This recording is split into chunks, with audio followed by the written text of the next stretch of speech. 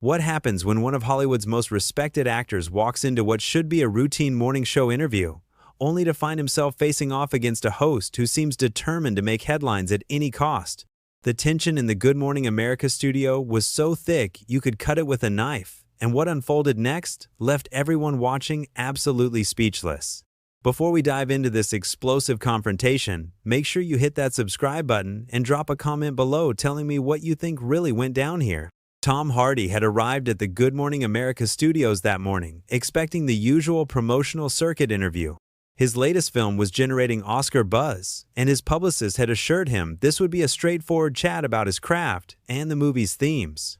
What he didn't anticipate was walking into what felt more like an interrogation than an interview. Michael Strahan sat across from him, that familiar television smile plastered across his face. But there was something different in his eyes. Something that suggested this wasn't going to be the pleasant conversation Hardy had prepared for. "Tom Hardy, everyone," Strahan announced to the cameras, his voice carrying that practiced television enthusiasm. "Thanks for joining us this morning." "Thanks for having me," Hardy replied, settling into the chair with his characteristic quiet intensity. He was dressed simply, a dark jacket over a plain shirt, his posture relaxed but alert. "So let's jump right in," Strahan said, leaning forward slightly. "Your new film deals with some pretty heavy themes: addiction, family trauma. I have to ask, how much of this comes from personal experience?" Hardy's eyebrows raised slightly. It wasn't an unusual question for an actor, but something in Strahan's tone felt invasive, probing in a way that went beyond professional curiosity. "Well, as an actor, you draw from various sources?" Hardy began carefully. "Life experiences, observations, research. It's about creating something authentic for the character." "But come on, Tom," Strahan pressed, that smile never wavering. "We've all heard the stories about your past, the struggles with substances. Surely this role hit close to home." The shift in the room was immediate. Hardy's jaw tightened almost imperceptibly, and his eyes sharpened. "I think you're confusing personal growth with exploitation, Michael. My past is something I've been open about when it serves a purpose, not when it serves ratings." Strahan chuckled, but it sounded forced. "Hey, I'm just asking the questions our viewers want to know. You're a public figure. People are curious about what makes Tom Hardy tick." "Are they?" Hardy's voice remained level, but there was steel underneath. "Or is this more about what makes Michael Strahan's interview memorable?" The tension was building, and you could see it in every line of Hardy's body language. His hands, which had been casually resting on the chair arms, were now still and purposeful. This wasn't the relaxed promotional interview either man had expected. "Look," Strahan continued, seemingly oblivious to or ignoring the warning signs. "You've made a career playing tough guys, anti-heroes, characters on the edge. I'm just wondering how much of that is acting and how much is the real Tom Hardy coming through." Hardy was quiet for a moment, and in that silence, you could feel the entire studio holding its breath. When he finally spoke, his voice was calm but carried an unmistakable edge. "The real Tom Hardy is someone who respects the craft enough to prepare thoroughly, someone who takes his work seriously, and someone who expects the same level of professionalism from the people he works with, including interviewers." Strahan's smile flickered for just a moment. "I think we're getting that professionalism right now, aren't we?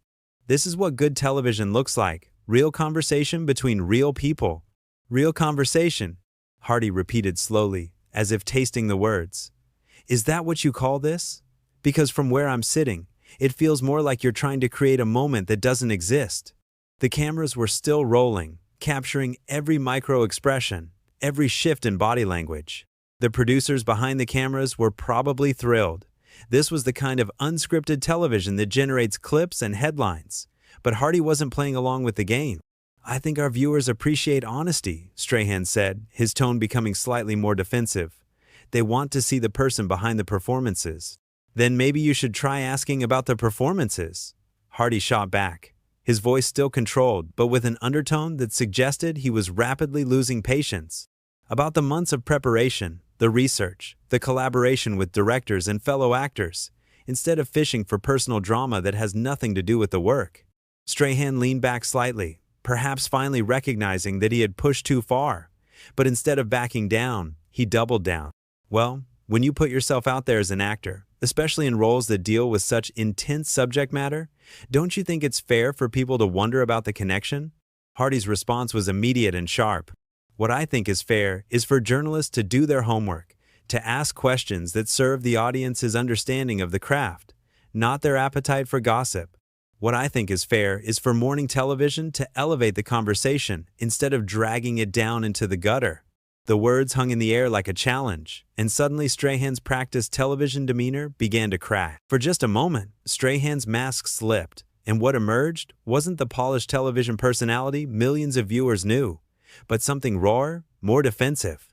His jaw tightened, and his eyes flashed with something that looked remarkably like wounded pride. "Look, Tom," Strahan said, his voice losing some of its manufactured warmth. "I've been doing this for years. I know how to conduct an interview. Maybe the problem isn't with my questions. Maybe it's with someone who can't handle a little scrutiny." Hardy's expression didn't change, but something shifted in his posture. He sat back slightly, his hands folding together with deliberate calm. "Scrutiny," he repeated, the word dripping with quiet disdain. "Is that what you call this fishing expedition?" "I call it journalism," Strahan fired back, his voice rising just enough to indicate he was losing his composure. "Real questions for real people.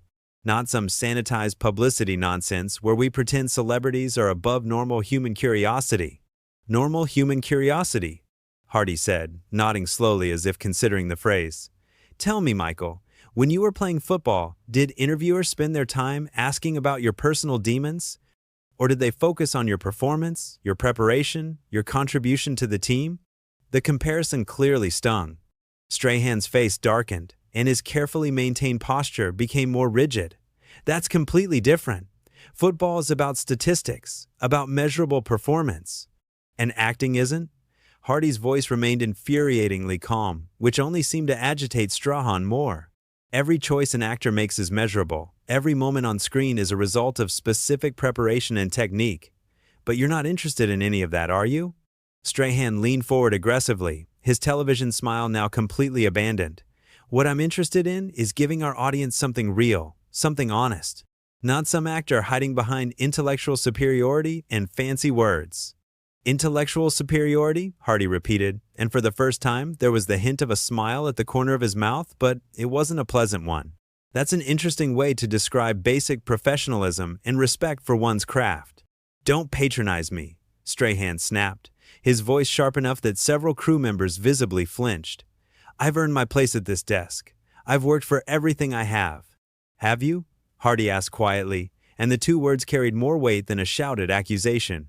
"Because from where I'm sitting, it looks like you're trying to build your reputation by tearing down someone else's." The accusation hit its mark. Strahan's face flushed, and his hands gripped the edge of his desk. "You think you can come in here and lecture me about my job? You think because you've done a few movies, you understand television?"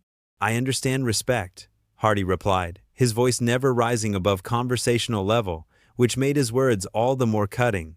"I understand preparation. I understand the difference between asking questions that serve a purpose and asking questions that serve your ego." "My ego?"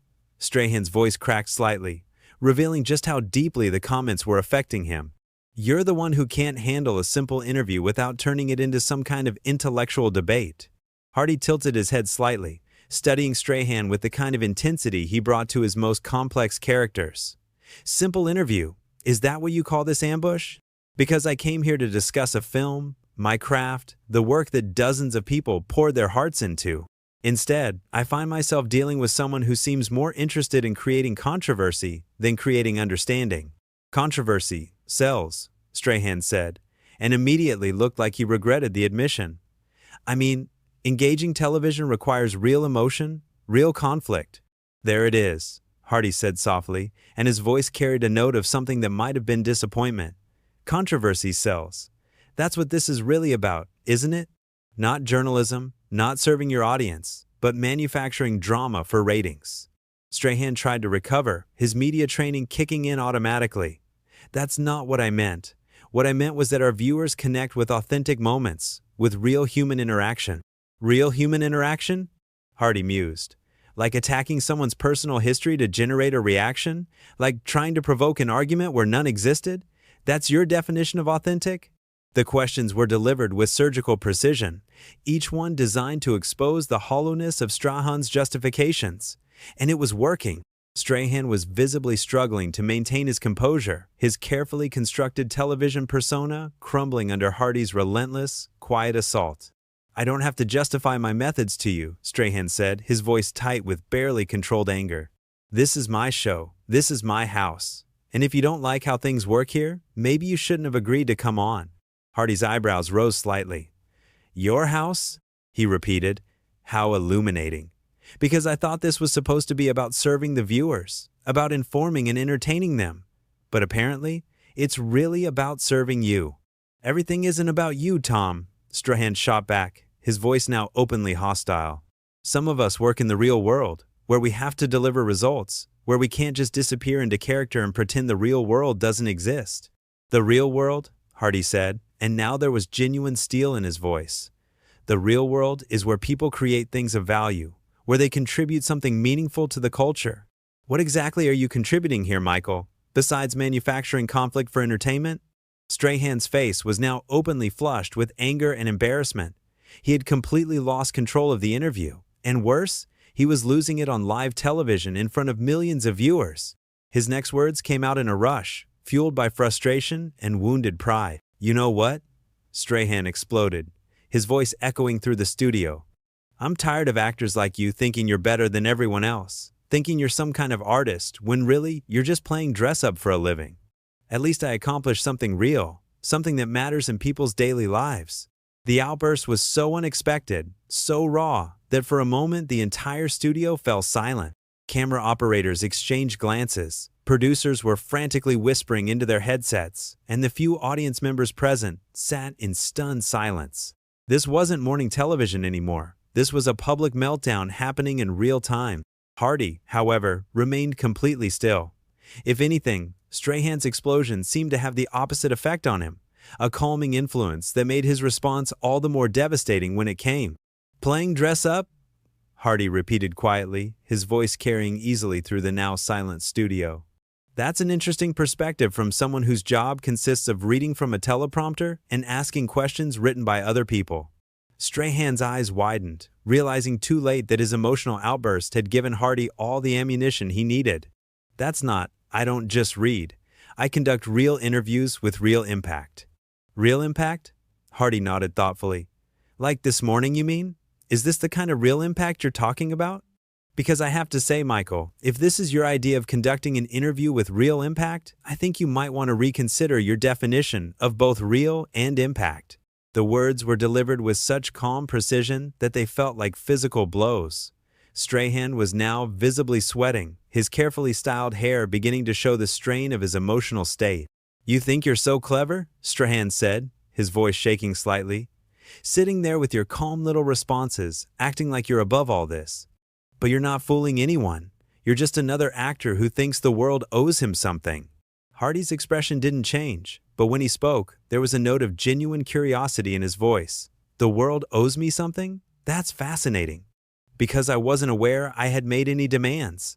I came here to discuss a film, to talk about the work of talented people who spent months creating something they hoped would move audiences. What exactly do you think I believe the world owes me?" Strahan opened his mouth to respond, then closed it again, clearly realizing he had painted himself into a corner. His face was now openly red with embarrassment and anger. "I think," Hardy continued, his voice still maddeningly calm, "that you're confusing me with yourself. Because from where I'm sitting, it seems like you're the one who believes the world owes you something. The world owes you drama, controversy, moments that will generate headlines and social media buzz. The world owes you content for your show, regardless of whether that content has any value or serves any purpose beyond entertainment." "That's not true," Strahan protested, but his voice lacked conviction. "I provide a service. I inform people. I give them news and entertainment." "Do you?" Hardy asked, tilting his head slightly. "Because what service exactly have you provided this morning? What have you informed your viewers about? What news have you delivered? What entertainment have you offered beyond the spectacle of watching you lose control of your own show?" The questions hung in the air like accusations, and Strahan seemed to physically shrink under their weight. He looked around desperately, as if hoping someone would throw him a lifeline, but the crew members were all studiously avoiding eye contact. "You came on my show," Strahan said weakly, grasping for some kind of authority. You agreed to be here. I did, Hardy agreed. I came here in good faith, expecting to have a professional conversation about work that I'm proud of, work that represents the efforts of hundreds of talented people. Instead, I find myself in the middle of what can only be described as a character assassination attempt by someone who seems to have confused journalism with tabloid sensationalism. Strahan's mouth opened and closed several times, like a fish gasping for air. The complete reversal of power in the interview was now undeniable, and it was all happening on live television. But here's what's really interesting, Michael, Hardy continued, his voice taking on an almost conversational tone that somehow made his words even more cutting. In your desperation to create a moment, to manufacture some kind of controversy, you've actually revealed something much more compelling than anything you were fishing for in my personal life. What's that supposed to mean? Strahan asked, though he looked like he really didn't want to know the answer. You've revealed yourself, Hardy said simply. You've shown your viewers exactly what kind of journalist you are, exactly what your priorities are, exactly how much respect you have for your guests and your audience. And I think that's much more interesting than anything you could have dug up about my past. The studio was now completely silent, except for the hum of the cameras, which were still rolling, capturing every moment of Strahan's humiliation. You've shown them that you're willing to ambush a guest who came here in good faith, Hardy continued, his voice gaining momentum. You've shown them that you're more interested in creating drama than delivering information. You've shown them that when challenged on your methods, you resort to personal attacks and emotional outbursts rather than defending your journalism with facts and professionalism. Strahan looked like he wanted to disappear into his chair. His earlier bravado was completely gone, replaced by the look of someone who had just realized they had made a terrible mistake in front of millions of people. Most importantly, Hardy said, leaning forward slightly, you've shown them that when someone refuses to play your game, when someone won't be bullied into providing the drama you're looking for, you don't have a backup plan. You don't actually know how to conduct a real interview. The words were delivered with such devastating precision that you could almost see them landing like physical blows. Strahan was now completely deflated. His entire persona collapsed. I think, Hardy said, sitting back and checking his watch with deliberate casualness, that our time here is probably better served if I leave now. Unless, of course, you'd like to try asking me about the film I came here to discuss, though I suspect that ship may have sailed. He stood up slowly, his movements deliberate and controlled, and began to remove his microphone. The action was so final, so definitive, that it seemed to break the spell that had fallen over the studio. Tom, wait, Strahan said desperately, his voice cracking slightly. We can start over. We can talk about the film. Hardy paused in removing his microphone and looked directly at Strahan for a long moment. When he spoke, his voice was quiet